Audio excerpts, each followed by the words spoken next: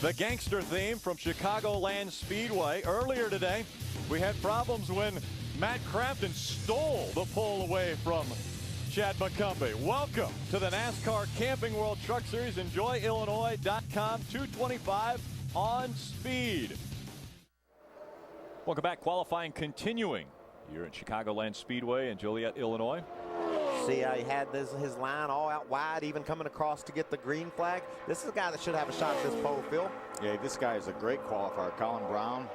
Jack Roush announced that he's going to try to move him up to the Nationwide Series next year. They're actually talking to Mike Beam, Colin's crew chief, and they've already built the car maybe for Colin to make his first start with a different team. He's actually going to Montreal tonight with Kyle Busch to run the Nationwide race in Montreal this weekend. Now, you see, he qualified 8th. He is a 10th and a half off the pole. We saw the cat that's on the pole pick up a 10th from first lap to second. So he could go all the way from 8th to 1st in this next lap. 31.625 for Colin Braun. He has 2 poles this year. The first one coming at Daytona, the most recent at ORP, so he's at opposite ends of the spectrum.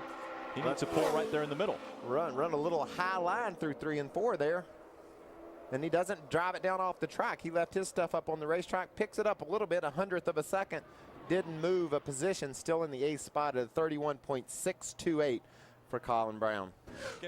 Well, the sun's trying to peek through the clouds now. It's getting a little brighter out there on the racetrack. Will that help or hurt those that have not qualified? We'll find out. Adam Alexander, who've you got? Colin Braun is with us, qualified in the top 10 or just about. We'll see how it unfolds here. And this is a truck, though, that we know can race good. Assess how your weekend has gone and what you expect the rest of the way. Well, I think it went really good so far. All my guys have been working really hard here at the racetrack. Made a lot of changes yesterday. Really threw a lot of things at this truck. And I feel like we're going to have a good race truck today. You know, we typically don't qualify that great on these mile-and-a-half race tracks. This is the same truck we had in Michigan, qualified 12th, and obviously won that race. So, you know, big thanks to all the guys at the shop. They've been working really hard on these trucks. And, you know, I feel like we keep bringing a little bit better truck every time to the racetrack. So I'm excited to see what this number 6 Conway Freight True Tail Ford F-150 is going to do tonight. His first win came in the Midwest in this truck. We'll see if he's got a repeat performance here tonight at Chicagoland. How about Ron Hornaday starts on the outside of row 3? That is the furthest back he has started this year. And he's 6th right now, and he is less than 6/100ths of a second off the pole set by Matt Crafton. What an incredibly close field we have. Stories this weekend that we have talked about on this setup show, the fact that Kyle Busch and Colin Braun both doing the double racing here in Chicago and then off to Montreal. And for Colin Braun, he would love to do something that hasn't been done for Jack Roush in NASCAR at Chicago. That's win a race. It's one of 2 tracks where he's not won in the Sprint Cup Series. They've never gone to victory lane in a nationwide car, and tonight in the inaugural trip for the Camping World Truck Series, Colin Braun would like to take the trophy back to the boss. He starts 10th here this evening. Rick? Colin Braun found victory lane earlier this year at Michigan International Speedway. Can he do it again at Chicagoland? Will he be the inaugural winner of this race? That will be a big trophy to hoist at the end of this one. On their feet, ready for the first green flag from Chicagoland Speedway for the Camping World Truck Series. We are underway.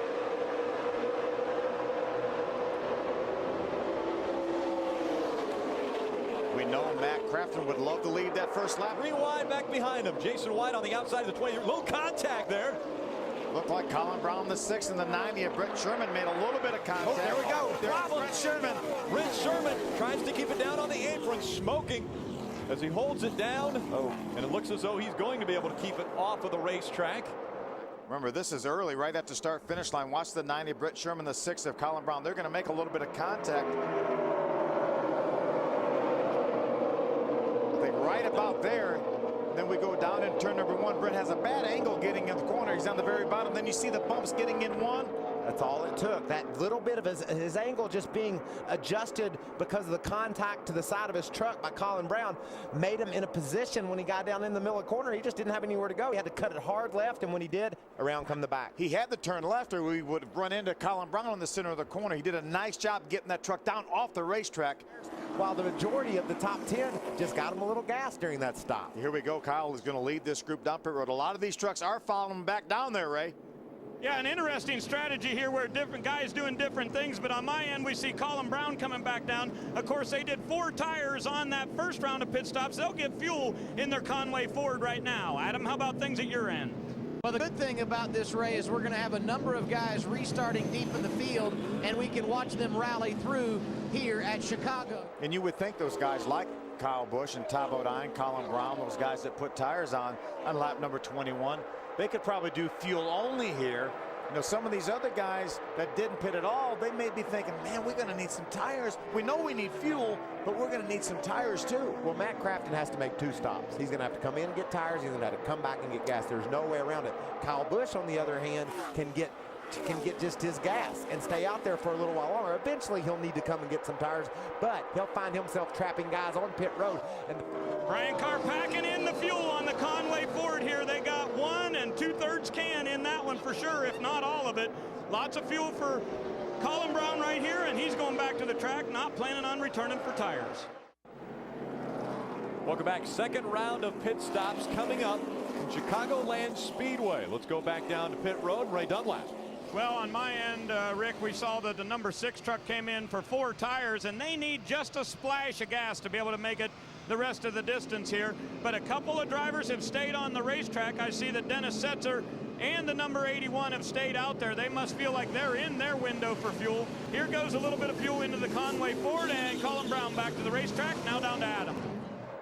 Look at how close this was. Almost 4 wide. Kyle Busch said, let me make it 4 wide. There might not be enough room there. And oh, little contact there, Colin Braun and David Starr. It looks like David came up a little bit on Colin Braun. Looked like there wasn't too much damage to the left front fender of Colin Braun's truck. There's Timothy Peters. This is the truck that we thought might have been the one that was spinning there for a moment. Those trucks look identical. Inside 20 laps, we do single file restarts, and that's why you're seeing the single file start now. Todd Bodine, Kyle Busch, Colin Braun, Timothy Peters, Johnny Saudiger, top 5. Timothy Peters jumps to the inside of the 6 of Colin Braun for 3rd. Timothy Peters taking the position away. I'm up on the pit box with Mike Beam, and of course Colin Braun has the same truck that they used to win with at Michigan. You got anything for these front runners, Mike? I don't know. We just got to get going here. You know, trucks seem to do a lot better on long runs. You know, Colin, his inexperience really showing on his restarts there. He's saying, but you know, he's doing a good job. You know, the guys were right in front of us in points. You know, we're just had a little bit of trouble. Hopefully, we can take advantage of it. And, you know, Kyle and Todd, they're just such hard racers. So hopefully, if something does happen, I don't wish bad on no one. We can take advantage of it, but we'll see. You know, everyone's done a great job tonight.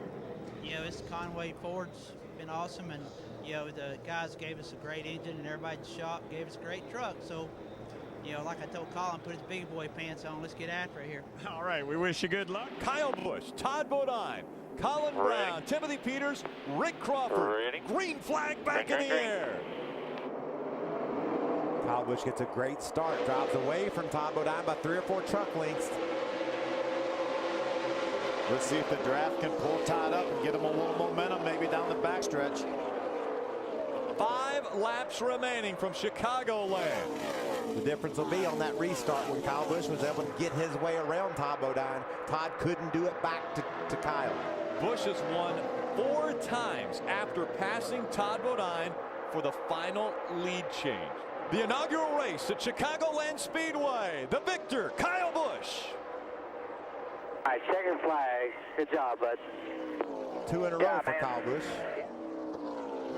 Colin Braun back there in 7th in the point standings. Let's hear from him. He's with Adam Alexander. And he was stealing a peek of our monitor to see just where you are in the standings. No movement this week, but you did gain some points on those guys just in front of you. Talk about your top 5 run. Well, it was a good run for the number 6 Conway Freight True LTL Ford F-150 truck. I felt like we had a fast truck there at the end, and my crew chief said it was going to be a good night for points. We didn't move up any in the points, so that's, I guess, a little disappointing. But I guess we closed the gap to 5th, so that's good. And, you know, it was a really fun race out there. I learned a lot. I feel like I got a lot of work to do to be as good as Kyle and Todd. You know, they just got so much experience. They know what the air does and all that. So, you know, it was a fun race. Got to thank the fans for coming out. It was certainly, I hope it was a good show. It was exciting from my standpoint. Good luck in Montreal. Thank you. Ray? And Adam